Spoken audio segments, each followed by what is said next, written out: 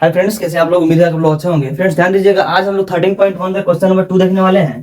Question number 2 देखिए, ध्यान दीजिएगा, एग्जाम ये सब क्वेश्चन पूछते रहता है हमेशा, तो आप उसको ध्यान से पढ़ के जाइएगा, छोड़िएगा फिर दिक्कत हो जाएगा, आपको नंबर कटने का चांस बना रहेगा। तो आप लोग अच्छी तरह से इसको पढ़ के जाइए, याद करके जाइए, ताकि आप एग्जाम में कर पाइए। रिवाइज प्रैक्टिस अधिक से अधिक करिए, ठीक है। चलिए ध्यान दीजिएगा, कोई बर्तन एक खोखले, क्वेश्चन आपका ऊपर दिख रहा होगा कि कोई बर्तन एक खोखले अर्धगोले का आकार का है, ठीक है। कैसा है? अर्धगोले के आकार का है, इस तरह से है, ठीक है। ऐसा है आपका एक कोई बर्तन, और उसके ऊपर क्या है, क्या कर दिया गया, एक खोखला बेलन रख दिया गया है। कोई दिक्कत नहीं, खोखला बेलन ऐसे रख दिया गया है ना। चलिए, उसके बाद कह रहा है कि अर्धगोले का व्यास 14 सेंटीमीटर, इसका व्यास जो है ना, ये व्यास 14 सेंटीमीटर दिया है, तो त्रिज्या कितना हो जाएगा जी? 7 सेंटीमीटर। क्लियर? त्रिज्या हो जाएगा आपका 7 सेंटीमीटर, और ये भी 7 सेंटीमीटर। चलिए, उसके बाद कह रहा है कि पात्र की कुल लंबाई, टोटल लंबाई कितना दिया है? 13 सेंटीमीटर। अच्छा, तो बेलन का निकाल लीजिए, कितना हो जाएगा बेलन का? बेलन का कितना हो जाएगा? 6 सेंटीमीटर। कैसे आया? अरे जब भाई अर्धगोला है तो इसका त्रिज्या 7 है, यह भी 7 होगा, यहां भी 7 होगा, यहां भी 7 होगा, यहां भी 7, सभी क्या होगा? 7 होगा। तो बताइए यहां से यहां तक कितना है? 7 है।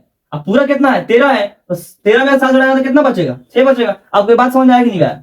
पूरा 13 है, ये है हमारा 6। कैसे 6 आया? क्योंकि यह 7 है तो यह 6 होगा, निश्चित है। बात समझ में आ गया होगा आपको। अब कह रहा है इस बर्तन का आंतरिक पृष्ठीय क्षेत्रफल निकालिए, यानी क्षेत्रफल निकाल लेना है इसी का। चलिए आपको बताते हैं। फिगर तो सबसे पहले बन गया, सबसे पहले आपको फिगर बनाने आना चाहिए, उसके बाद काम करना हमारा है, ठीक है। अब ध्यान दीजिए, फॉर्मूला भी आपको याद होना चाहिए। तो काम ये करेंगे, यहाँ पे लिखेंगे हम, क्योंकि एग्जामिनर को क्या पता है क्या क्या दिया है ना, लिखेंगे हम। दिया है, जो जो दिया है उसे लिख लेंगे। अर्धगोले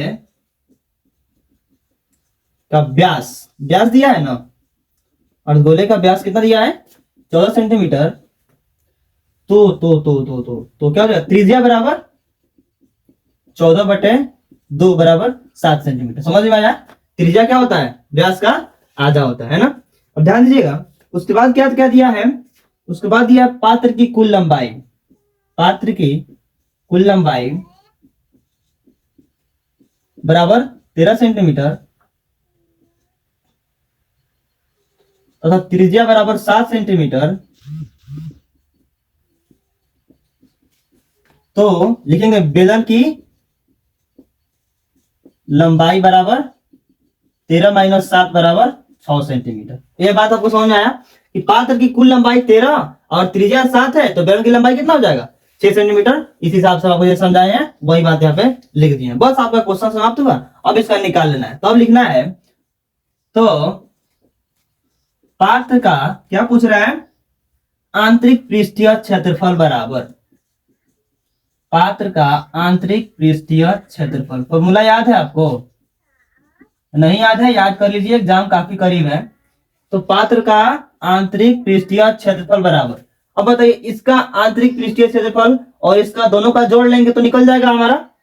तो बताइए अर्धगोले का आंतरिक पृष्ठीय क्षेत्रफल, ध्यान दीजिएगा, कुल पृष्ठीय नहीं, बस पृष्ठीय क्षेत्रफल पूछ रहा है। तो इसका होता है क्या? 2πr², 2πr², और फिर बेलन क्या होता है?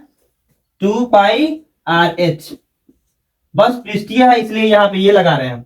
अगर कुल पृष्ठीय कहता है तो 2πr × r + h, इसका लगेगा 3πr² है ना। लेकिन जो जितना कह रहा है उतना ही हम करेंगे। चलिए, यहाँ पे कुछ दिख रहा है, 2πr कॉमन ले ले, यहाँ पे भी है 2πr, यहाँ पे भी है 2πr, कॉमन कर लेते हैं, πr। तो बच जाएगा एक बार, यहाँ पे क्योंकि एक बार कॉमन ले लिए तो एक बार बच जाएगा, फिर प्लस 2πr हो गया कॉमन, बच गया h। चलिए, अब 2 और पाई के जगह पे 22/7, और r की जगह पे क्या आएगा? त्रिज्या r 7 है ना, 7, और फिर यहाँ पे 7 और प्लस h की जगह पे क्या आएगा हमारा? h क्या होगा? त्रिज्या व्यास इतना दिया है, तो बेलन की लंबाई h 6 सेंटीमीटर ना, 6 सेंटीमीटर। चलिए, यहाँ पे कुछ कटने वाला कट जाएगा, 7 से 7 कट जाएगा, और बच गया 2, 22 और 7 × 6 13 ना। जब फैल कर लीजिएगा कैलकुलेशन, 2 × 22 × 13, 22 × 44 × 13, 13 × 4 = 52, और 13 × 4 = 52, 5 = 57। बस यही आपका हो जाएगा फाइनल आंसर। जाके इसी तरह से बना के आइए, पूरा आपको 5 में 5 नंबर मिलेगा, ठीक है। चलिए मिलते हैं किसी नेक्स्ट वीडियो में, तब तक के लिए ओके बाय।